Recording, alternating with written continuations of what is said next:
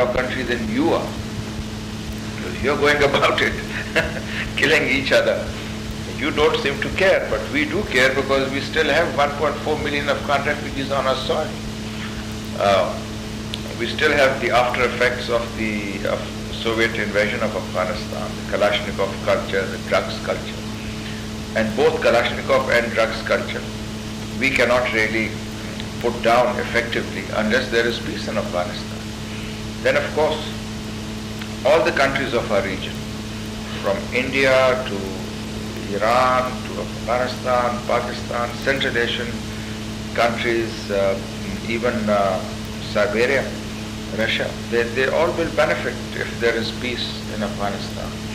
There will be a multiplier effect in each of these countries with the opening of trade routes. And I don't say that the trade routes should only be through Pakistan. There will be trade routes through Iran. There will be trade routes between Iran and Pakistan.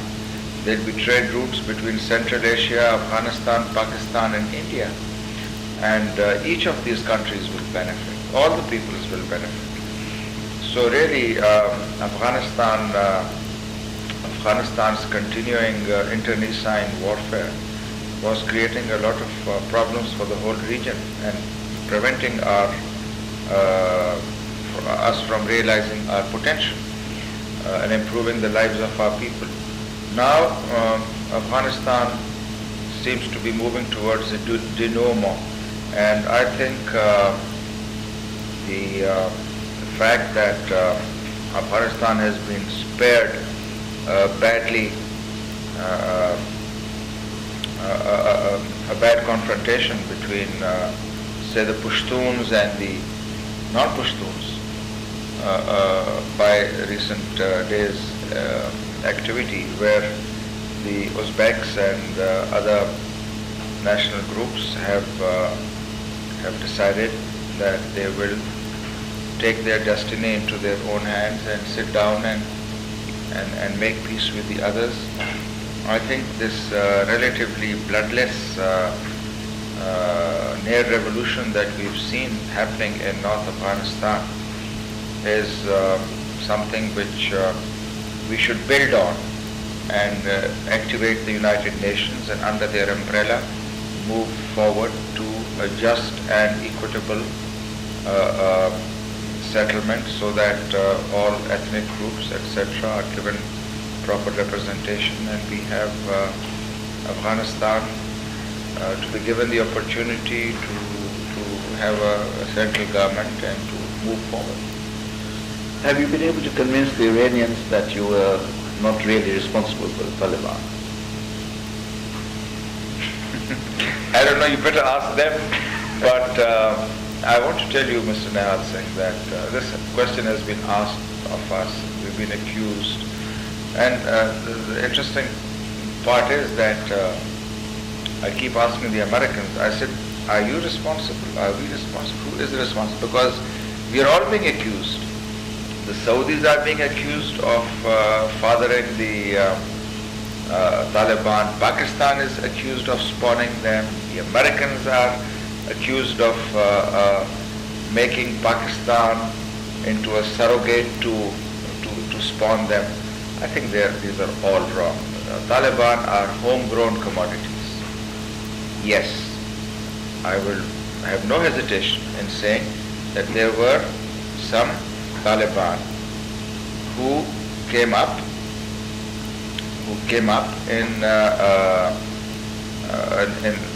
or who got education in Dini madrasas in Afghan refugee camps located in Pakistan.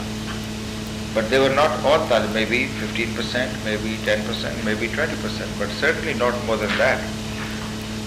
I think the appeal of the Taliban, if you look at the way they expanded, it was really because they stood for peace.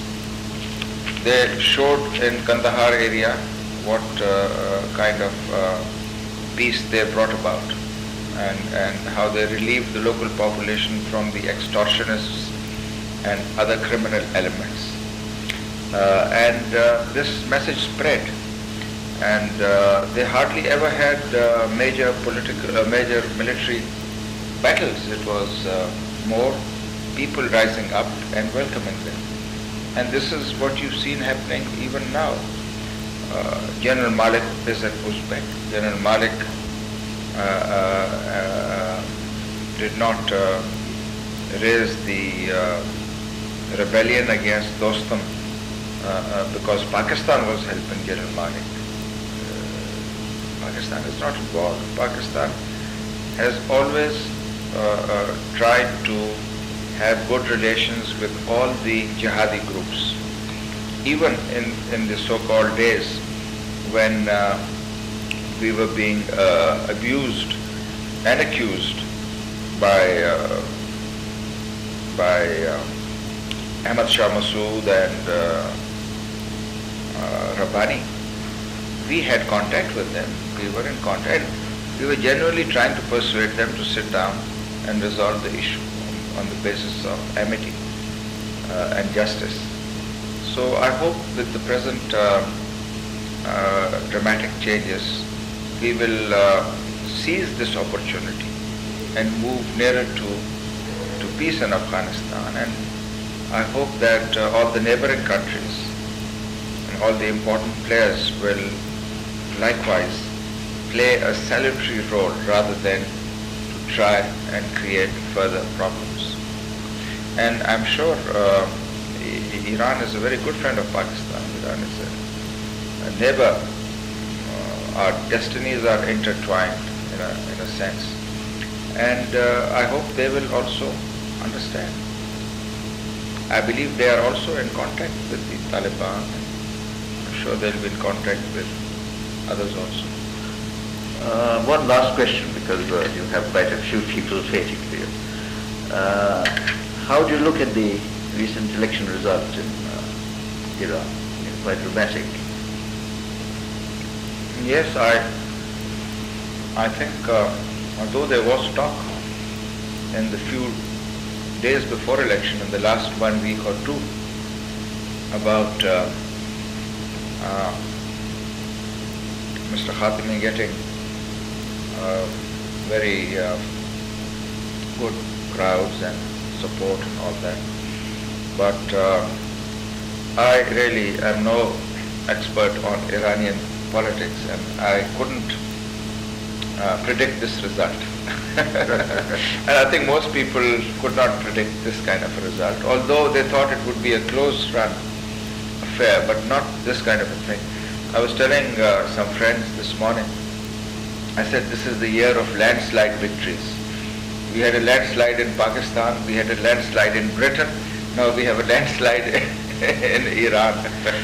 But I think the people of different countries have got fed up.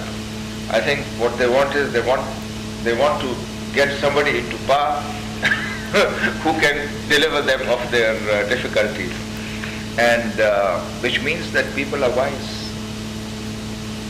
And even those people whom some educated Westerners and others of their ilk consider to be uneducated and uncouth, I think they have more and greater political wisdom than many sophisticated people. I'm not quite a photographer, but